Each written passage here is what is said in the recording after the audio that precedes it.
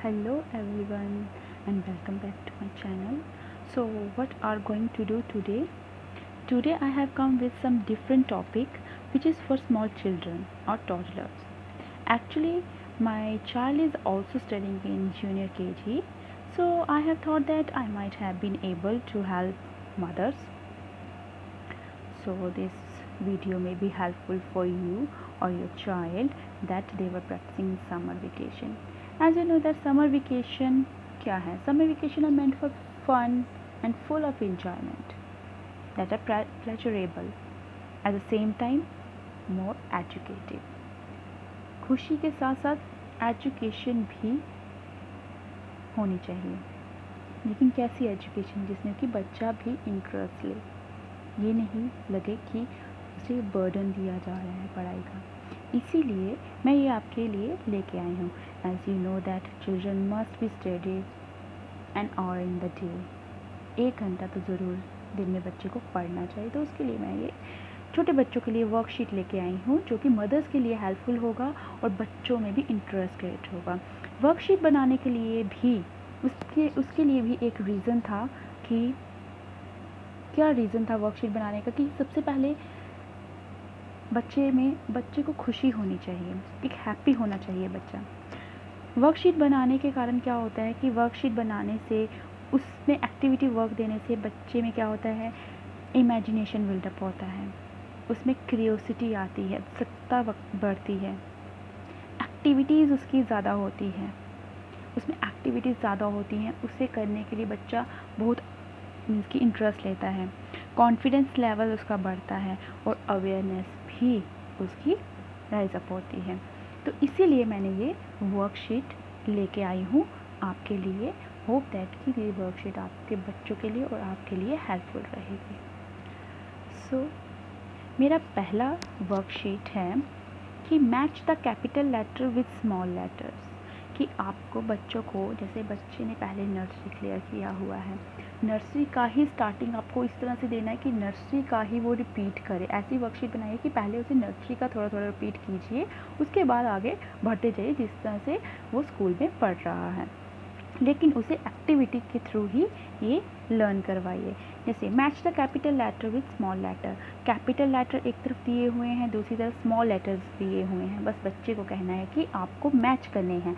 Capital A को small ए से match करना है, जो कि बच्चा बहुत इंटरेस्ट से करेगा। जैसे कैपिटल को स्मॉल ए से मैच किया, कैपिटल सी को स्मॉल सी से मैच किया, कैपिटल डी को स्मॉल डी से मैच किया। बच्चे को कहना है कि ढूंढिए कैपिटल जे और स्मॉल जे कहाँ पे है, बच्चे को ढूंढने दीजिए और बच्चा खुद ढूंढेगा, उसे मैच करेगा। ये थी हमारी पहली वर्कशीट। नेक्स्ट है write the small letter for the capital letters. Capital letters के लिए यहाँ पे स्मॉल लेटर लिखने हैं, क्योंकि बच्चों को कैपिटल लेटर्स और स्मॉल लेटर दोनों करवाई होती है नर्सरी में, जो कि बच्चे को रिपीट भी हो जाएगा और लिखने में भी इंटरेस्ट लेगा। और बच्चे को पेंसिल से ज़्यादा, कि आप बच्चे को अगर कलर्स दे देते हैं तो वो कलर से ज़्यादा लिखना इंटरेस्ट लेगा, उसमें अच्छा लगेगा। तो कलरफुल चीज़ें बच्चों को ज़्यादा पसंद होती हैं, तो वो जितना ज़्यादा कलरफुल हो सके उतनी ज़्यादा कलरफुल वर्कशीट बनाइए कि बच्चे को अच्छी लगे। और बच्चे को भी पेंसिल की जगह आप कलर्स भी दे सकते हैं। ओके, कैपिटल ए के सामने स्मॉल ए लिखना है, बच्चा लिखेगा, जैसे भी लिखेगा बस उसे लिखने दीजिए। कैपिटल बी के सामने स्मॉल बी लिखना है।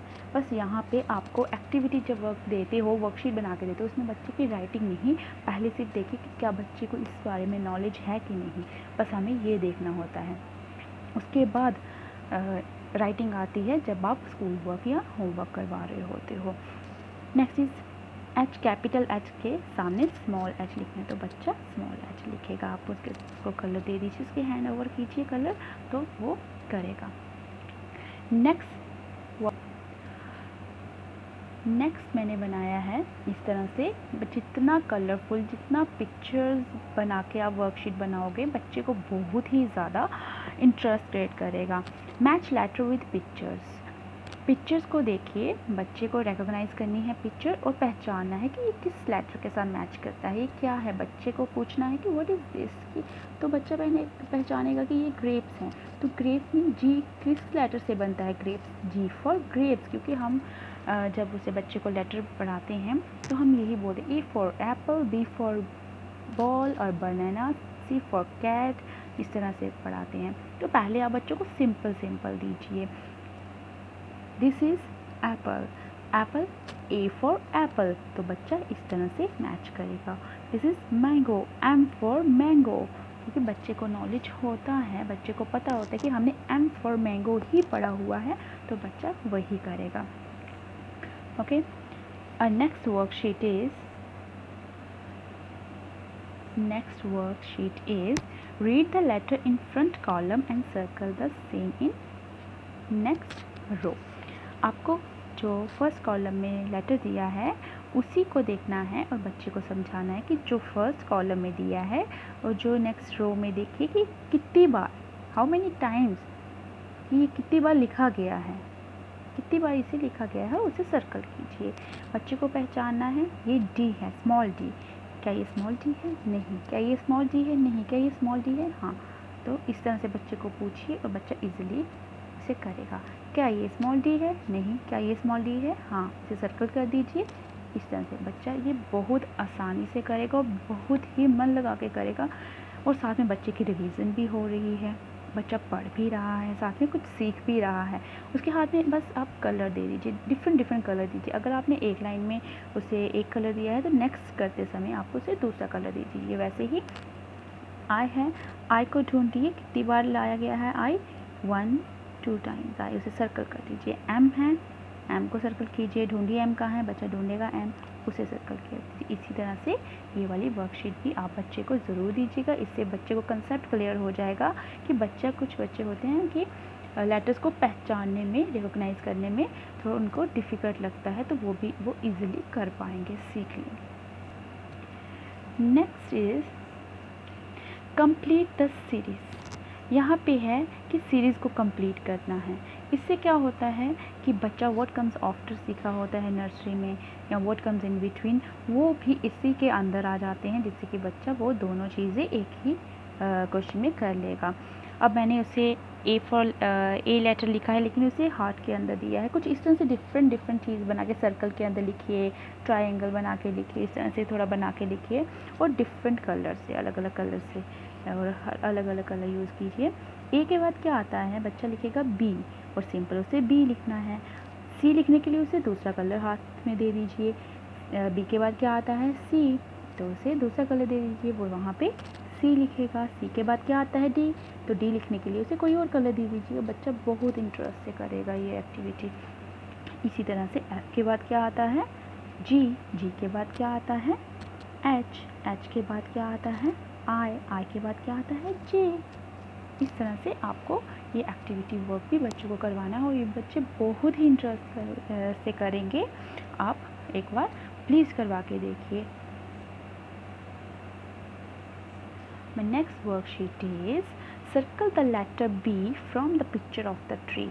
कुछ क्रिएटिव कीजिए, कुछ इनोवेटिव कीजिए, जिससे कि बच्चा अट्रैक्ट हो कि यस, अब जैसे मैंने ये ट्री बनाया और ट्री के अंदर अल्फ़ाबेट्स लिख दिए हैं, लेटर्स लिख दिए हैं, और क्वेश्चन में दिया है कि आपको बी लेटर को ढूंढना है। जितनी भी बार बी लेटर आया है उसे सर्कल कर दीजिए, ठीक है, जहाँ पे भी दिखता है उसे सर्कल कर दीजिए। पर मैंने सिंपल नहीं लिखा है, इसको ट्री के अंदर लिखा है, क्योंकि बच्चा ये क्योंकि उसे अट्रैक्ट करेगा कि ये ट्री बनाया हुआ। पहले बच्चा इसे देखेगा कि ये ट्री है, और ध्यान से देखेगा, फिर देखेगा कैसे बनाया है ये ट्री, फिर देखेगा हर एक लेटर को कलरफुल तरीके से लिखा हुआ है, डिफरेंट कलर से लिखा हुआ है, तो वो भी बच्चे के लिए बहुत ही इंटरेस्ट क्रिएट करेगा। अब बी लेटर को ढूंढना है, बच्चे को बोलो कि हर एक लेटर को ध्यान से देखो, रिकॉग्नाइज कीजिए कि बी कहाँ पे है। जैसे बच्चे को ये पहचान हो रही ये बी है, फिर बच्चा देखेगा, बोलता जाएगा, उससे बोलिए कि रीड लाउडली, लेटर को रीड लाउड कीजिए और पढ़ते जाइए और करते जाइए, ये भी है। इस तरह से बच्चे को ये करना है। आपको क्या करना है, डेली की एक ही शीट करवाइए, वो भी काफ़ी होगा अगर आप करवाना चाहते हैं। ये थी हमारी worksheet. Next is I had made total 8 worksheet. Next is match colour correctly. अब मैंने यहाँ पे कलर्स मैच करने हैं. बच्चों को लिखना ज़्यादा नहीं है, लिखने के लिए ज़्यादा नहीं दीजिए, बस उसे सर्कल करना, लाइन लगाना, अंडरलाइन करना, इस तरह से दीजिए ताकि वो इंटरेस्ट ले करने में, पढ़ने में. क्योंकि बच्चे को हमें कंसेप्ट क्लियर करना है, उसे सिर्फ लर्न नहीं करवाना है, क्रैमिंग नहीं करवानी है, ए पढ़ो, बी पढ़ो, सी पढ़ो, इस तरह से नहीं. हमें सिर्फ उसे कंसेप्ट क्लियर करवाना है चीज़ों के लिए. जैसे है कि कलर्स के साथ मैच करना है. ये जो लोटस है किस कलर का है? पिंक कलर का है. तो पिंक कलर कौन से कहाँ पे है? पिंक कलर का सर्कल कहाँ पे है? बच्चे को कलर्स भी पहचान होता है तो वो यहाँ पे कलर्स पे लाइन लगाएगा. Next is tree. ट्री किस कलर का है? ट्री जो है ग्रीन कलर का है तो बच्चा ग्रीन कलर पे जाएगा. सन किस कलर का होता है? येलो. येलो कलर का सर्कल कहाँ पे है? बच्चा येलो कलर पे करेगा. उसी तरह से एप्पल किस कलर का होता है? रेड. बच्चा रेड कलर पे करेगा. फिश किस कलर की है?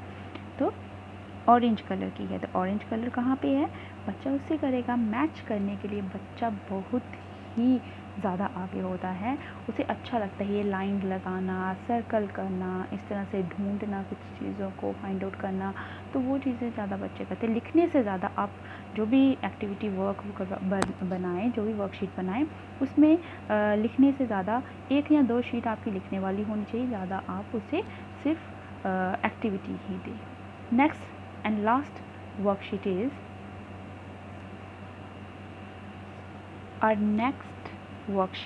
this is the last worksheet, join dots. अब मैंने इंग्लिश वर्कशीट दी है तो ऑब्वियसली आपको लेटर्स ही देने हैं बच्चों को.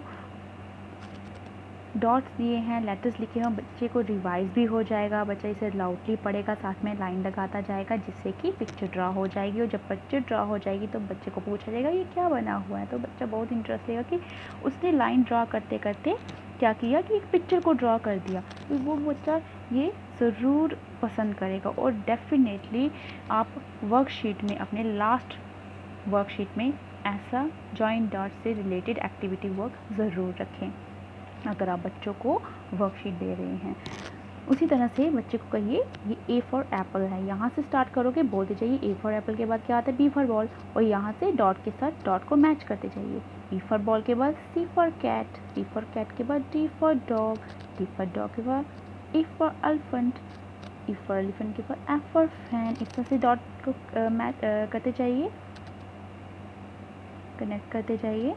बच्चा बोलता जाएगा J for jug, K for kite, L for line, M for mango, N for nest, O for orange, P for parrot, Q for queen. जैसे भी लाइन लगाए, वो टेढ़ी मेढ़ी लाइन लगाए, क्योंकि बच्चे तो एकदम लाइन सीधी तो नहीं लगाएंगे. जैसे भी लाइन लगाए वो लगाने दीजिए. बस उसको कंसेप्ट साथ साथ में बताते जाइए कि डॉट के साथ ही मैच करना है. R के बाद S T U V W X Y and C. तो ये क्या बन गया? देखो ये स्नोमैन बन गया. तो बच्चे ने ये खुद बनाया होगा डॉट के साथ कनेक्ट करके, लाइंस को कनेक्ट करके. तो बच्चे को खुद पे कॉन्फिडेंट लेवल उसका बढ़ेगा कि मैंने कुछ चीज़ बनाई है, एक पिक्चर बनाई है. कैसे बनाई? लाइंस को कनेक्ट करके. तो डॉट को कनेक्ट करके मैंने पिक्चर बनाई है. तो बच्चे के लिए ये अच्छा होगा. तो कुछ बच्चे के अंदर बिल्डअप करने के लिए हमें ये एक्टिविटी वर्क करना बहुत ज़रूरी है बच्चे के लिए. I hope that this video will be helpful for you. So that was the last worksheet of English. I hope कि आप भी अपने बच्चों के साथ डेफिनेटली ट्राई करेंगे. अगर आप अपने बच्चों के साथ ट्राई करते हैं तो प्लीज़ फीडबैक भी शेयर कीजिएगा. Thank you. Stay with us, stay home, stay safe. Thank you.